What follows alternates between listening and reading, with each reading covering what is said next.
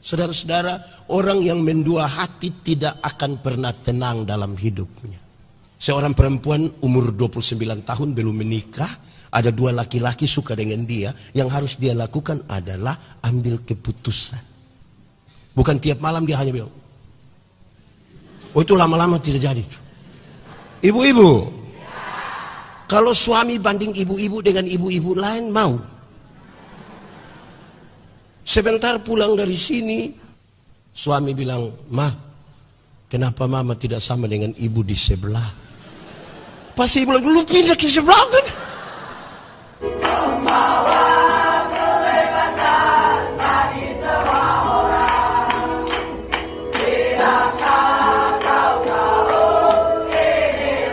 Ya Tuhan Allah, kami mohon kepadamu, kuatkanlah dan teguhkanlah iman kami.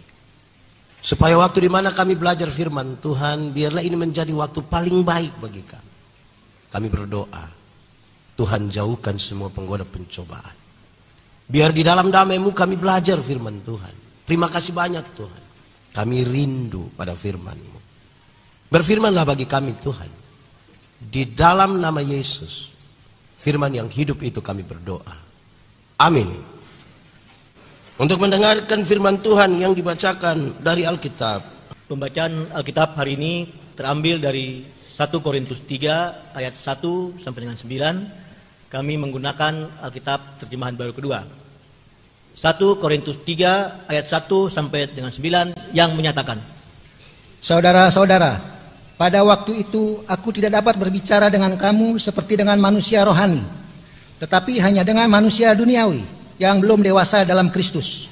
Susulah yang kuberikan kepadamu, bukan makanan keras, sebab kamu belum dapat menerimanya. Sekarang pun kamu belum dapat menerimanya, karena kamu masih manusia duniawi. Sebab jika di antara kamu ada iri hati dan perselisihan, bukankah hal itu menunjukkan bahwa kamu manusia duniawi dan hidup menurut pola manusia? Sebab jika seorang berkata, aku dari golongan Paulus, dan yang lain berkata, aku dari golongan Apolos, bukankah hal itu menunjukkan bahwa kamu manusia duniawi? Jadi, siapakah Apolos?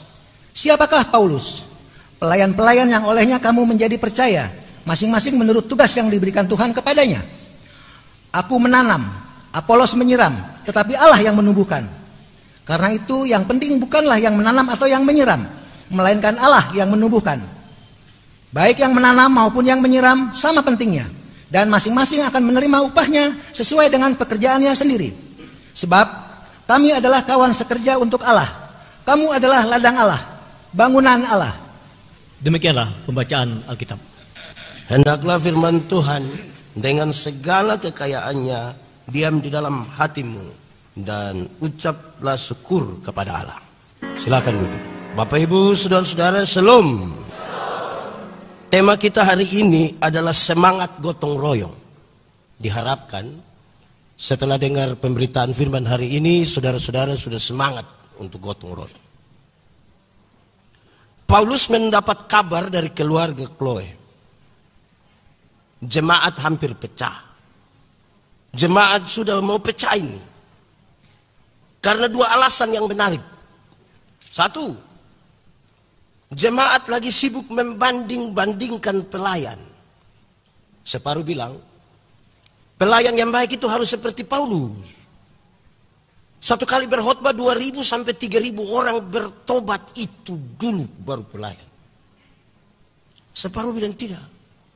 Pelayan yang bagus itu harus seperti Apolos. Apolos itu berkhotbah 5 sampai 6 jam, kita tidak bosan. Itu dulu baru pelayan. Paulus dengan Apolos tidak tahu, tapi jemaat lagi sibuk membanding-bandingkan mereka. Di Philadelphia ini ada berapa pendeta? Jemaat juga pilih-pilih begitu. Karena kesibukan untuk pilih-pilih pelayan, maka mereka tidak sibuk untuk melayani. Ada yang baca kalau hari ini yang pimpin pendeta ini cepat kita. Tapi kalau pendeta yang satu, aduh saya sakit bagaimana itu? Di Philadelphia ada begitu juga. Ini susah gotong royong ini kalau begitu susah.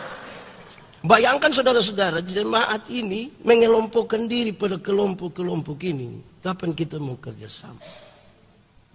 Kedua, saudara-saudara, jemaat lagi sibuk untuk membanding-bandingkan karunia. Semua orang yang percaya kepada Tuhan diberikan karunia-karunia. Paulus menggambarkan di pasal 12 bahwa karunia-karunia itu ada dua kelompok. Karunia-karunia motivasi dan karunia-karunia manifestasi.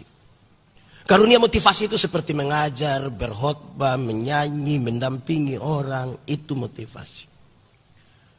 Karunia manifestasi itu seperti menyembuhkan orang, berbicara dalam bahasa roh, menerjemahkan bahasa roh, dan lain-lain. Dua karunia ini adalah sama kedudukannya, dipakai untuk pembangunan jemaat. Semua jemaat diperlengkapi dengan karunia-karunia itu, tapi mereka tidak melayani. Mereka membanding-bandingkan soal karunia-karunia. Sehingga di pasal 12 Paulus ingatkan, ini bermasalah sekali kalau jemaat hanya banding-banding begini. Aku akan memberitahukan kepadamu karunia yang paling utama. Dan di pasal 13 dia jelaskan karunia yang paling utama itu adalah kasih. Sekalipun engkau bisa berbicara dalam semua bahasa manusia, bahkan bahasa malaikat sekalipun, tapi kalau kasih tidak ada padamu, engkau hanya seperti gong. Sekalipun engkau pintar sekali, engkau tahu semua ilmu pengetahuan, bahkan punya iman yang sempurna dapat memindahkan gunung ke laut, tapi kalau kasih tidak ada padamu, engkau tidak ada artinya. Sekalipun engkau memberikan semua yang ada pada dirimu, bahkan hidupmu yang kau berikan dibakar, kalau kasih tidak ada padamu, engkau tidak ada faedahnya. Berarti secara singkat dia bilang bahwa semua itu mesti didasarkan kepada kasih. Orang tidak ada kasih itu yang membanding-bandingkan saja. Saudara-saudara, orang yang mendua hati tidak akan pernah tenang dalam hidupnya. Banding-banding terus, mau tenang bagaimana? Seorang perempuan umur 29 tahun belum menikah, ada dua laki-laki suka dengan dia, yang harus dia lakukan adalah ambil keputusan. Bukan tiap malam dia hanya bilang, oh itu lama-lama tidak jadi. Banding-banding. Saya mau tanya ibu-ibu dulu. Ibu-ibu, di sini tidak ada ibu-ibu. Ini SMP semua. Ibu-ibu, kalau suami banding ibu-ibu dengan ibu-ibu lain, mau? Sebentar pulang dari sini, suami bilang, Ma, kenapa mama tidak sama dengan ibu di sebelah? Pasti ibu bilang, lu pindah ke sebelah kan? Dan membanding-banding itu tidak bagus. Kita tidak akan bekerja sama, saudara-saudara. Atau karunia-karunia yang Tuhan sudah berikan kepada kita, kita tidak pakai untuk pembangunan jemaat. Ada orang yang tahu menyanyi, ada yang tahu menyanyi, tapi dia tidak menyanyi di gereja. Pendeta tanya, ada paduan suara? Vokal group? No. Tapi kalau bilang ketua majelis sinode GPIB dan gubernur Banten akan beribadah bersama-sama di GPIB Philadelphia, solo dia, duet dia, vokal group dia, paduan suara dia, tari-tarian dia. Ini dia pun nama karunia makam puji. Dan yang macam begini ini tidak baik untuk membangun persekutuan dalam jemaat. Tidak baik. Jadi Paulus kasih ingat kepada mereka, jemaat, kamu tidak boleh begitu. Kamu terlalu anak-anak sekali. Kamu baru minum susu kalau hidup hanya membanding-bandingkan. Ada orang yang tidak sibuk untuk bergereja, dia sibuk pindah-pindah gereja. Ini minggu di sini, minggu depan di gereja, keliling-keliling. Di sini juga ada dia. Dia ada di sini sekarang. Coba tunjuk ya. Kapan bertumbuh? Itu kan dia hanya membanding-bandingkan. Saudara, kadang-kadang kami pendeta gereja mainstream, orang bilang kepada kami, ini pendeta yang pakai toga yang berdoa, semut tidak pindah sedikit. Saya bilang kalau mau kasih pindah semut tidak pakai berdoa, tinggal kasih pindah dia. Kenapa sibuk dia itu? Tidak ada waktu kita untuk membangun kehidupan secara bersama-sama. Itu bagian pertama. Paulus kasih naik sedikit. Rupa-rupanya itu terjadi oleh karena orang hanya berpikir hal-hal yang lahiriah, yang jasmani. Hal lahiriah dan jasmani itu memungkinkan sekarang orang tidak bersatu. Manusia mesti ingat baik-baik bahwa dia tidak hanya terdiri dari yang lahiriah. Ada anak sekolah minggu tanya saya, pendeta, kalau manusia mati itu jelas, kalau bukan masuk surga berarti masuk neraka. Tapi kalau ayam mati dia masuk di mana, pendeta? Saya juga pusing itu. Tapi kalau itu pertanyaan ditujukan pada kita, ayam mati masuk di kalau mati di hutan tetap masuk di perut. Tapi apapun jawaban kita, jawaban itu memberi pesan bahwa manusia berbeda dengan ayam. Waktu cipta ayam Tuhan cukup berfirman jadi ayam. Waktu cipta sapi Tuhan cukup berfirman jadi sapi. Waktu cipta semua selain manusia Tuhan cukup berfirman jadi. Tapi ketika ingin menciptakan manusia seolah-olah ada hitung-hitungan, ada pertimbangan. Karena manusia akan diberi kuasa untuk menguasai seluruh ciptaan, dia tidak boleh sama dengan ayam. Setelah hitung-hitung baru Tuhan bilang, baiklah sekarang manusia diciptakan. Maka dibedakan manusia dengan ayam. Ayam hanya punya satu kehidupan. Tetapi manusia diberikan 3 kehidupan sekaligus. Ayam diberi berapa? Manusia diberikan berapa? 1. Manusia diberikan tubuh yang hidup.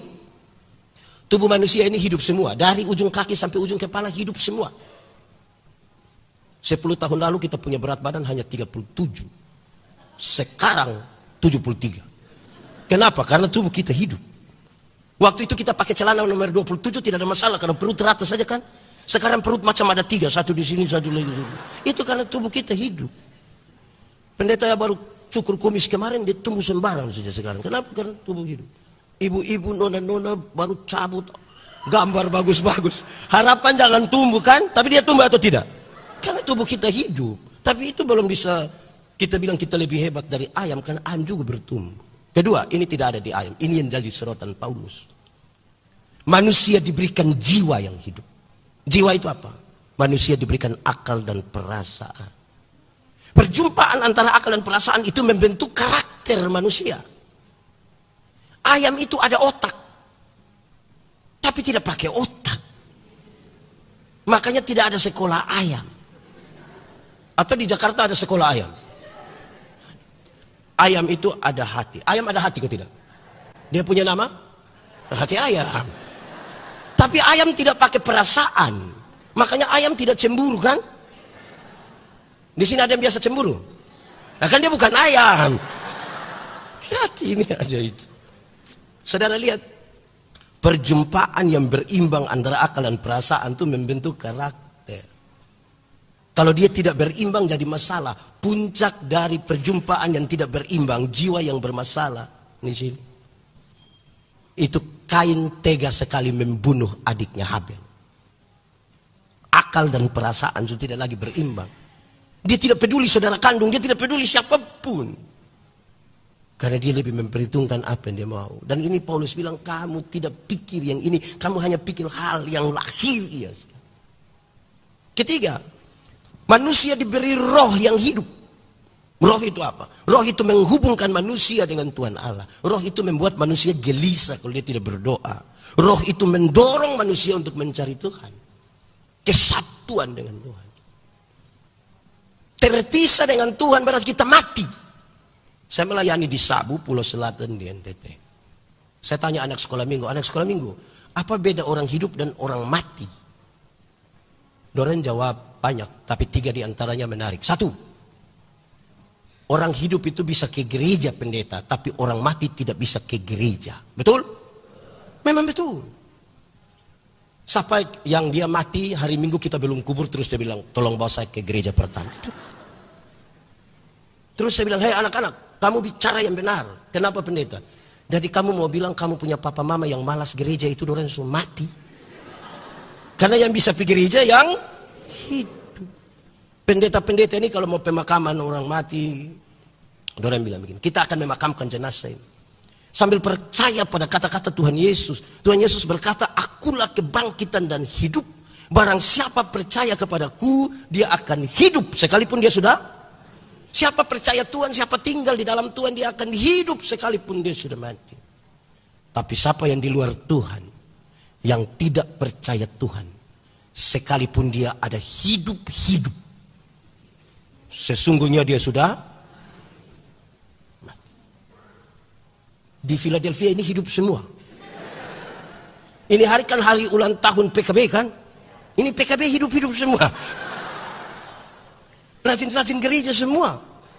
Woi, memang terlalu luar biasa sekali. Tapi saya lihat ini mama-mama lebih banyak dari bapak-bapak.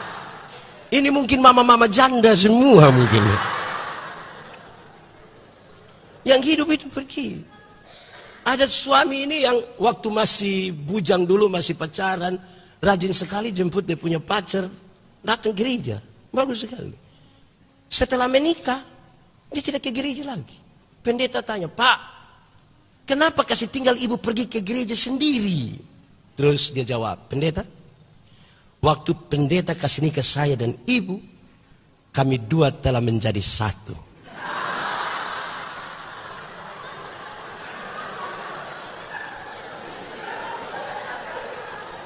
Jadi istri kalau sudah pergi itu sama dengan bapak juga. Memangnya kalau istri sudah makan sama dengan bapak sudah makan? Saya punya satu pernyataan yang beberapa orang tidak suka. Tapi namanya saya punya pernyataan tuh. Sudah tidak suka juga saya punya. Saudara mau bikin pernyataan lain tuh. Saya bilang begini. Masuk surga itu seperti pergi ke WC. Tidak bisa diwakilkan. Masing-masing akan pergi sendiri. Atau siapa di antara kita yang kita tanya, Pak Ketua PKB, mau kemana? Ke toilet, titip Pak. Tidak bisa. Masing-masing mesti pergi sendiri, tidak bisa diwakilkan. Ya itu untuk PKB toh. Tapi ibu-ibu juga sama. Ibu-ibu ini bagus-bagus, cantik-cantik, datang gereja sendiri. Pendeta bilang, ibu, kenapa datang sendiri?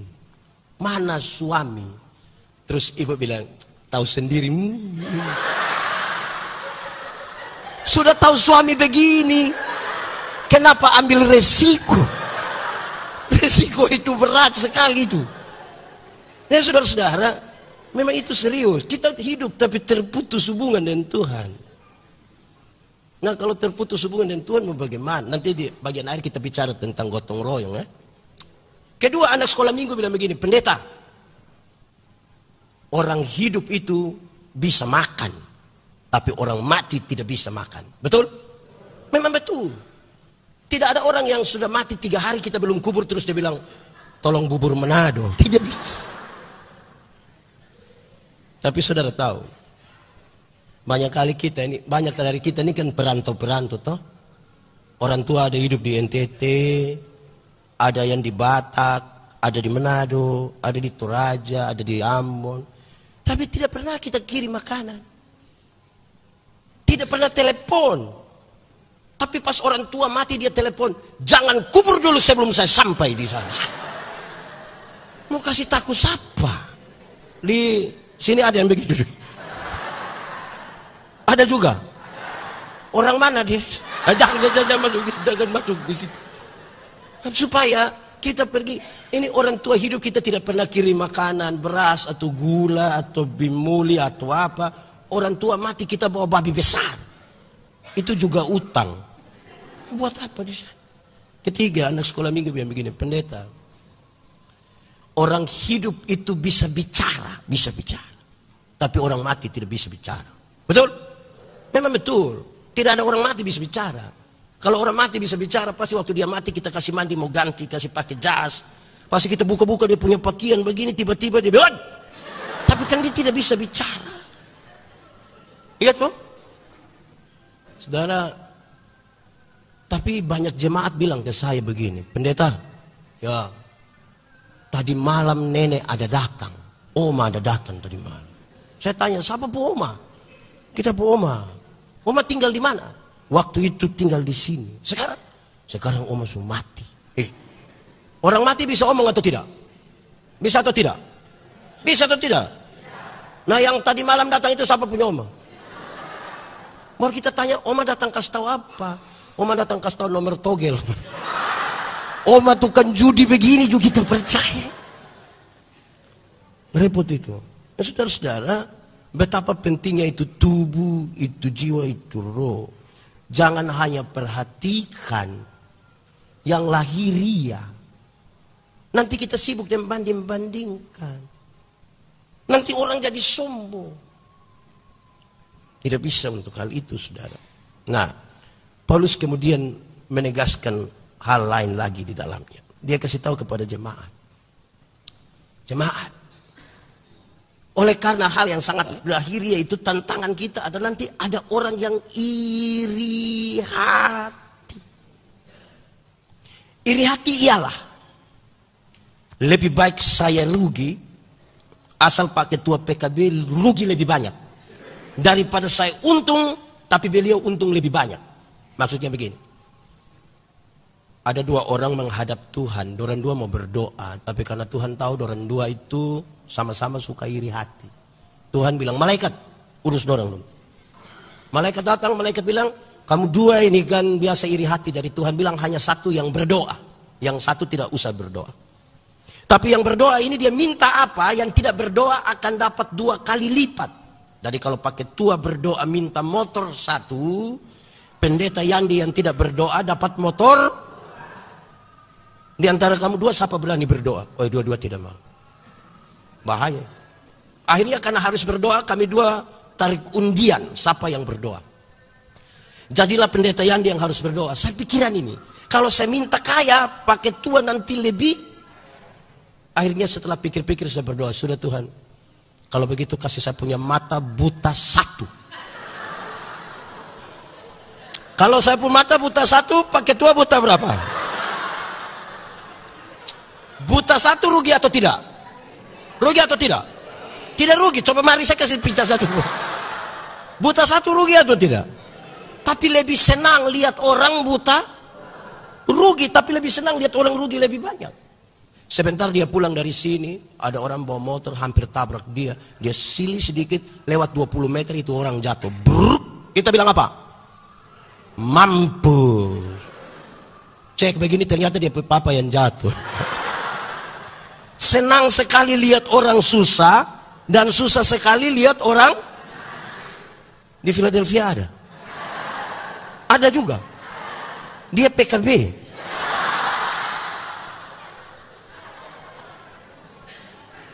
Lama-lama orang lain yang beli kulkas, kita yang kedinginan di rumah.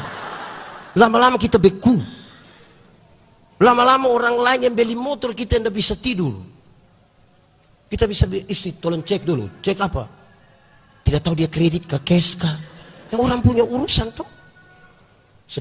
Saudara, saya bayangkan kalau kita hidup dalam iri hati ini tidak aman sekali. Kenapa saudara-saudara? Karena kalau kita hidup iri hati ini, misalnya kan rumah di kota besar ini kan mepet-mepet sekali. Rapat. Terus yang di sebelah ada tumis sayur. Ibu di sebelah tidak mau kalah, dia kasih tahu anak-anak, kasih panas minyak, kasih panas minyak. Minyak sepanas, anak-anak bilang, ibu tidak ada bawang. Ibu bilang, sudah engkau percik-percik air juga tidak apa-apa. Hidup begini kita bisa mati. Suami pulang kantor, dia kasih tahu, Pak, yo, orang di sebelah sudah ada televisi baru. Nah, sudah beli. Besok suami pulang, Papa, yuk, orang di sebelah sudah ada motor baru, beli. Papa pulang lagi, Papa, yuk, orang di sebelah sudah ada sofa baru, beli. Hari Kamis Papa pulang dengan Papa, yuk, Pak di sebelah so ada istri baru. Mau, saudara mau. Jadi hidup itu tidak usahlah iri-iri hati dari orang. Orang lain itu dia punya berkat ada, tapi dia juga punya masalah. Jangan sampai kita terlalu lihat orang punya berkat sampai kita lupa bahwa kita juga diberkati.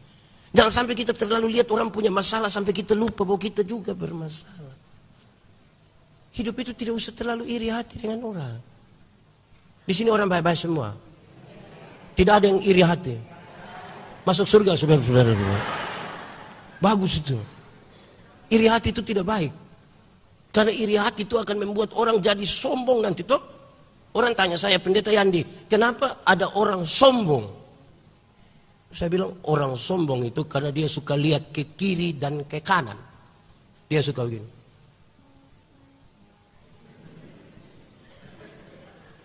Tapi kalau dia lihat ke atas, tidak mungkin dia sombong. Lihat kepada Tuhan. Kalau kita tiap hari hanya lihat tetangga, selalu ada alasan untuk kita menyatakan kita lebih dari orang lain. Selalu ada alasan. Makanya tidak usah. Ada 3 orang. Orang orang sombong ini suka cerita yang tinggi-tinggi itu. Mereka bertiga ini sama-sama suka pancing ikan. Terus orang 3 bercerita, sama-sama orang 3 cerita. Yang satu bilang, kalau kita pancing ikan di sana, itu baru buang 1 mata kail, 3-4 ekor ikan langsung datang sekaligus.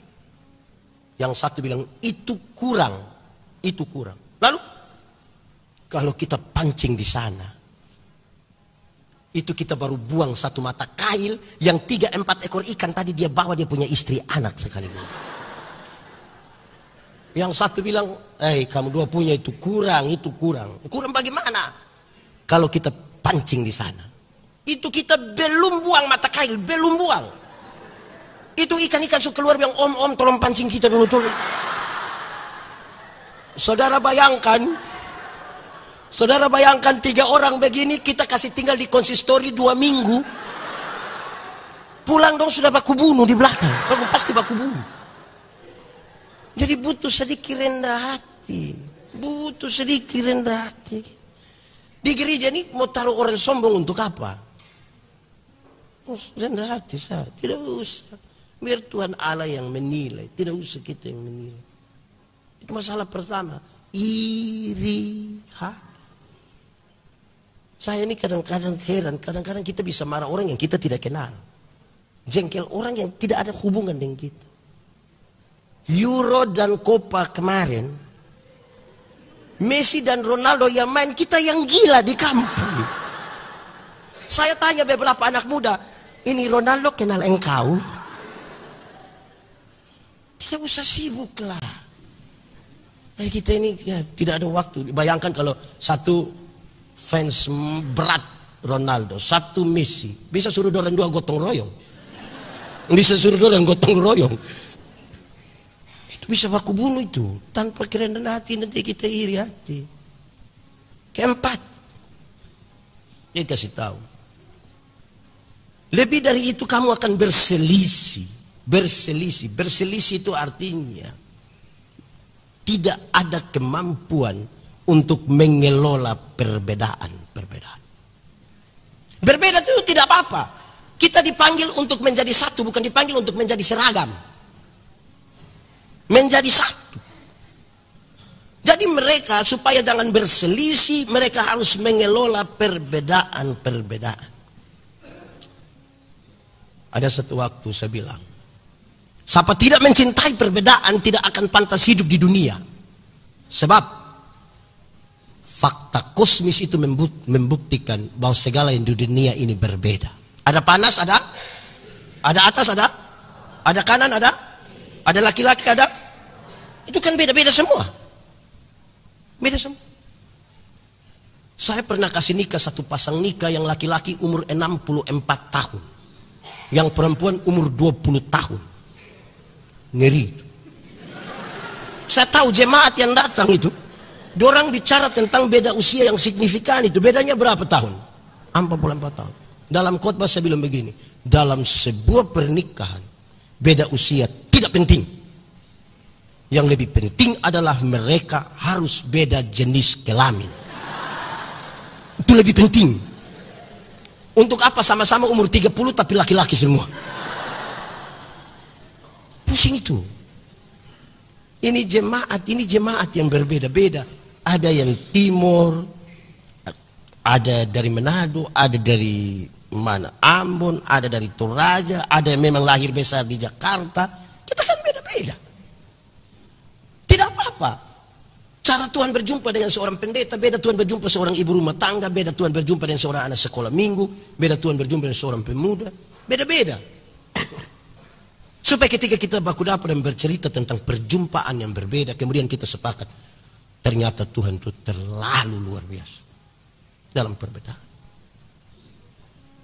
Sudah tahu bahwa banyak jemaat, ada beberapa jemaat yang tidak punya kemampuan mengelola ini perbedaan. Contoh, ada yang mau didengar, tapi tidak mau mendengar.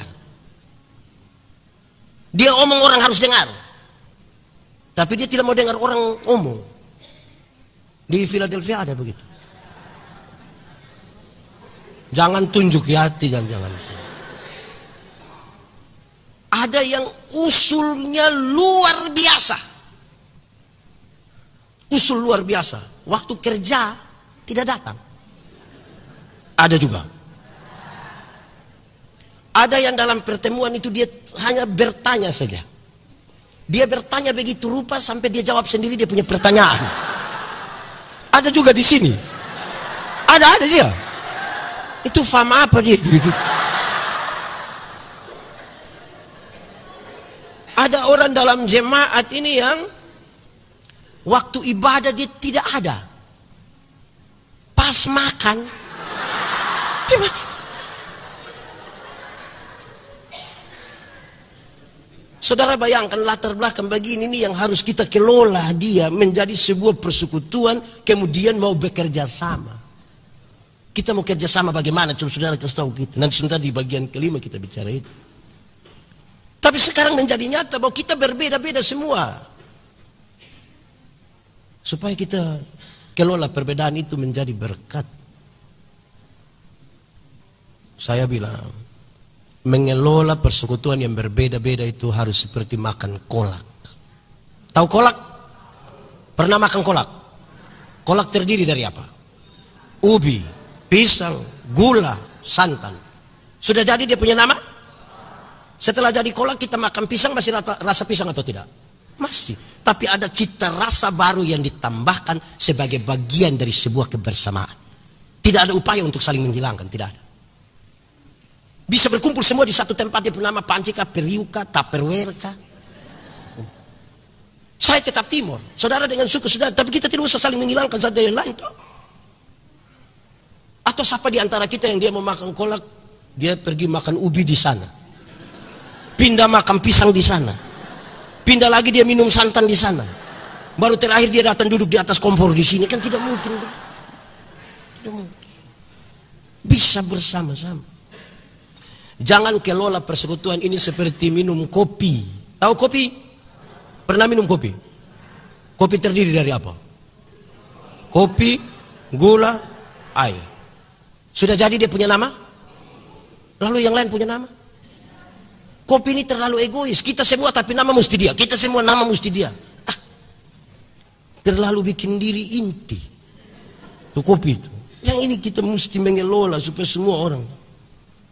Saudara tahu tembok? Pernah lihat tembok?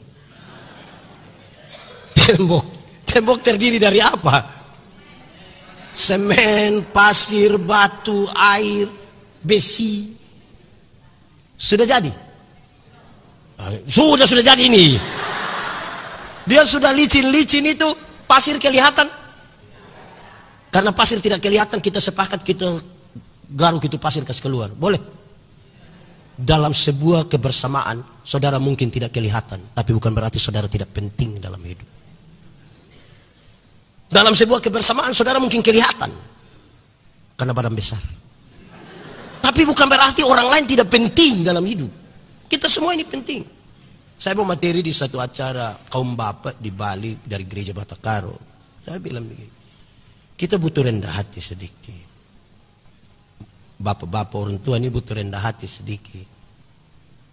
Berpuluh-puluh tahun dalam tanda petik kita memaksa anak-anak muda untuk mendengar kita punya cara menyanyi yang ku berbahagia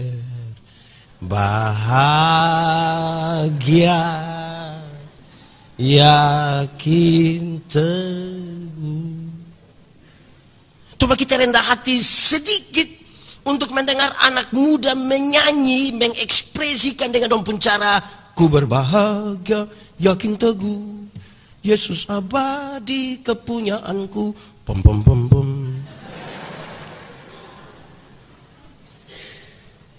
Tidak boleh ada satu orang yang sebegitu menonjolnya sampai dia lebih menonjol dari semua orang. Gereja gagal kalau hanya bergantung pada satu orang. Gereja hanya boleh bergantung kepada Tuhan Yesus, pemilik sekaligus kepala gereja. Karena itu saudara-saudara, serius sekali bagi kita untuk mengelola itu. Kalau tidak kita berselisih, kalau kita berselisih terus menerus, kapan kita kerjasama? Kapan kita kerjasama? Bagian yang kelima, bagian terakhir, kita bicara tentang gotong royong. Kan semangat kita semangat gotong royong untuk pulang dari sini semua. Tapi harus menjadi catatan awal bagi kita bahwa gotong royong di dalam gereja itu berbeda. Berbeda dari gotong royong di dunia sekuler. Saya sebelum masuk situ saya ingin mengatakan begini. Kalau kita tidak mampu mengelola perbedaan, ya repot juga ya. Karena saya ingat satu waktu dalam sebuah ibadah, saya berkhotbah, sebelum khotbah ada ruang kesaksian. Ada ibu-ibu, dia bangun, dia bersaksi begini. Ada satu waktu antara tidur atau tidak tidur, malaikat bawa dia ke surga. Ternyata surga itu bagus. Saya bilang, memang. Dia jalan-jalan begini, sampai di pojok ada satu ruangan yang bagus. Jadi dia coba lihat ke dalam. Waktu dia lihat ke dalam, ternyata di dalam ruangan itu penuh dengan mulut-mulut. Mulut banyak. Jadi dia tanya malaikat, malaikat, kenapa itu ruangan itu hanya penuh dengan mulut-mulut? Terus dia bilang, malaikat jawab, dia bilang, oh itu mulutnya pendeta-pendeta. Kenapa mulut pendeta? Oh, pendeta-pendeta itu khotbah bagus, jadi dia mulut masuk surga, dia punya kaki tangan di neraka. Saya sakit hati betul itu dengar itu. Waktu mau khotbah saya bilang, ibu kita dua klarifikasi yang tadi dulu, kita klarifikasi. Saya bilang, ibu tahu pisau, ibu tahu pisau. Dia bilang tahu. Coba ibu ambil pisau, ibu iris-iris, ibu punya jari itu, terus pas darah keluar, coba ibu bilang itu jari, so rasa. Dia bilang tidak bisa. Jadi memang betul. Alkitab kasih gambaran yang luar biasa tentang persekutuan. Dia bilang begini, kita satu tubuh dengan anggota yang beda-beda. Mata karena dia mata, dia tidak lebih penting dari telinga. Tangan tidak lebih penting dari kaki. Semua kita penting. Siapa yang malam-malam perut sakit mau ke WC, terus kaki bilang di perut, bilang perut, maaf, saya capek dari perut, tolong sendiri gitu. Tidak bisa, mesti bisa. Alkitab mengatakan kalau jari terluka, mata menangis, dan kalau mata menangis, tangan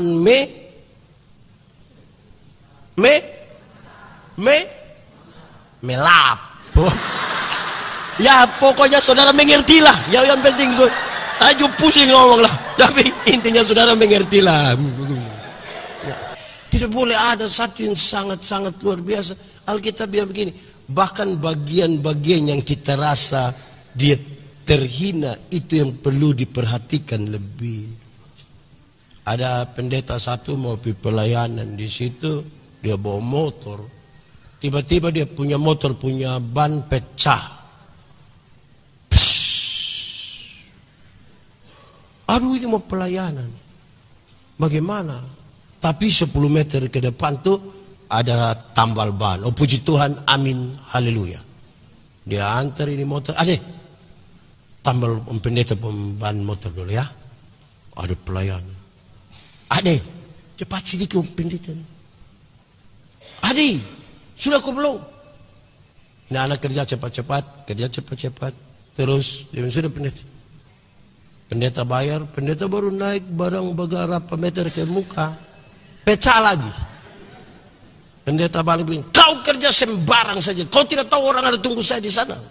Saya pekerjaan macam kau punya mungkin. Ini anak muda bilang, pendeta, Pendeta punya pekerjaan saja yang penting. Yang saya punya yang tidak penting, yang saya punya yang tidak penting. Saya punya yang tidak penting, yang Pak punya ban pecah terus. Karena itu Pak tolong duduk diam-diam di situ, duduk diam-diam di situ, saya kerja baik-baik. Supaya tidak ulang lagi datang ke sini. Hendaklah semua orang beranggapan bahwa yang lain itu lebih penting dari diri. Tadi kita punya amanat hidup baru, begitu toh. Itu kalau terjadi dulu, kan kita mau masuk di gotong royong. Saya menegaskan sekarang, gotong royong di dalam gereja itu berbeda sekali dengan di dunia sekuler. Kenapa? Orang-orang yang gotong royong di dalam gereja, satu, masing-masing pribadi adalah masing-masing yang sudah berjumpa duluan dengan Tuhan, baru dia datang berkumpul di dalam gereja dan membangun gotong royong. Tidak boleh ada satu orang pun yang tidak punya hubungan personal dengan Tuhan tapi mau bergabung di gereja. Tidak bisa. Persekutuan bergereja yang akhirnya akan bergotong royong dimulai dari perjumpaan pribadi-pribadi dengan Tuhan, baru kemudian kita datang berkumpul di sini, kita mengerjakan sesuatu. Supaya PKB jangan bilang begini, pendeta kami kaum bapak ini, kami mungkin tidak terlalu banyak di ibadah-ibadah, tapi kalau beda rumah siap. Ibadah baru beda, berjumpa pribadi dulu dengan Tuhan, baru kita masuk di yang gotong royong.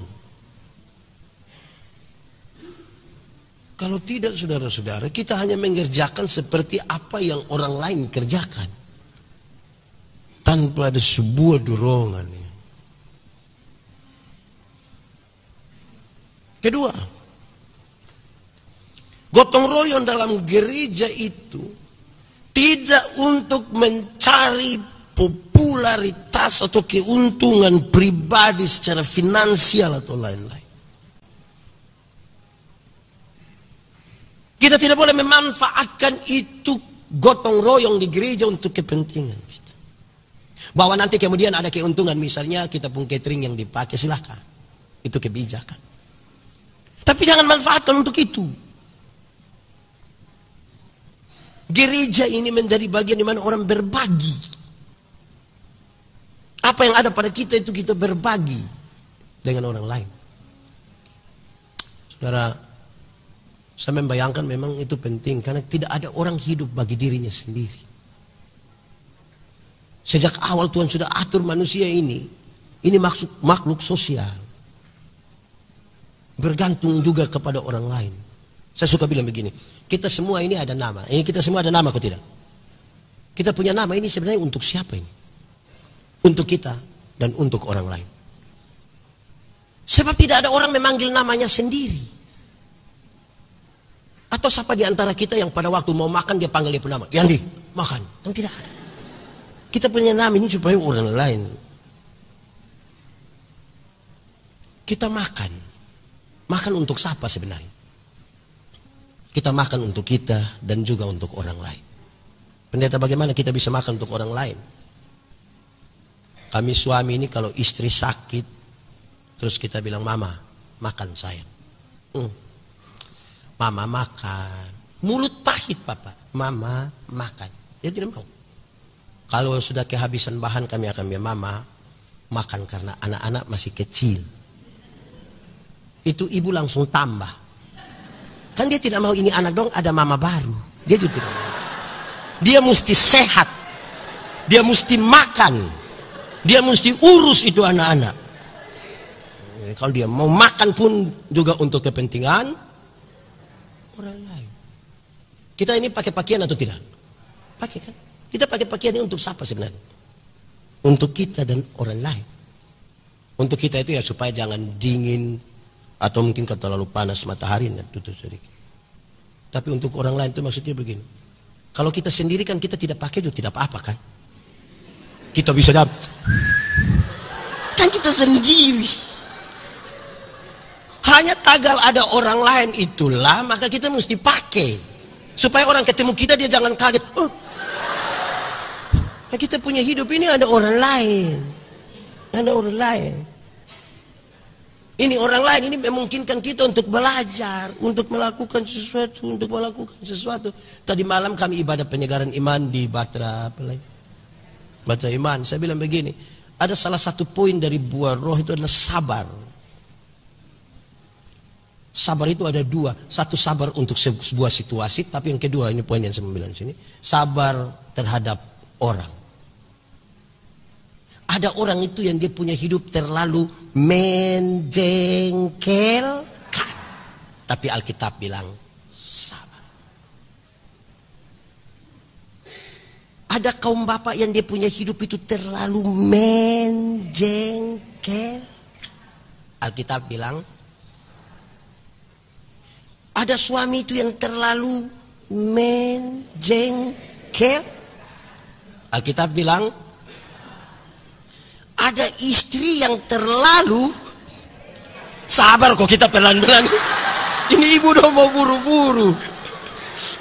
Ada istri yang terlalu menjengkel. Itu istri dong ada di sini juga. Tapi Alkitab bilang apa? Ada orang yang duduk di kita punya sebelah itu terlalu baik. Kita mesti sabar untuk belajar kebaikan seperti dia. Saudara yang terlalu terpola dengan menjengkelkan.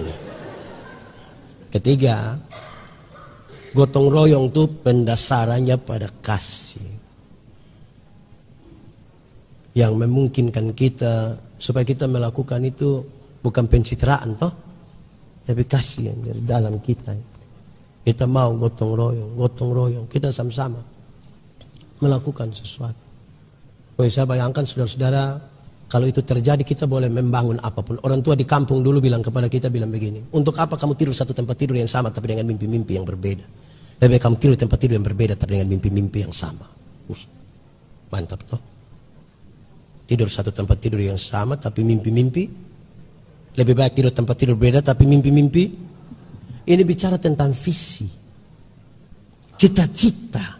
Kalau satu orang bermimpi itu hanya mimpi. Tapi kalau kita semua bermimpi bersama itu kenyataan. Kaum bapak jangan biarkan ketua kaum bapak berpikir sendiri, bermimpi sendiri. Ini harus mimpi sama-sama. Untuk mau jadi apa ke depan. Karena harus mimpi maka tidur. Supaya saudara mimpi. Atau jangan, tapi kaum bapak jangan pulang bilang, mama tadi pendeta yang dia ada bilang. Tidak apa-apa tidur pisah-pisah, yang penting mimpi. Bukan, saya tidak maksud itu. Stop, memang saya tidak suruh saudara begitu, tapi maksudnya kita membangun semangat bersama, visi bersama. Kita mau buat apa, baru kita bekerja sama. Tuhan memberkati kita.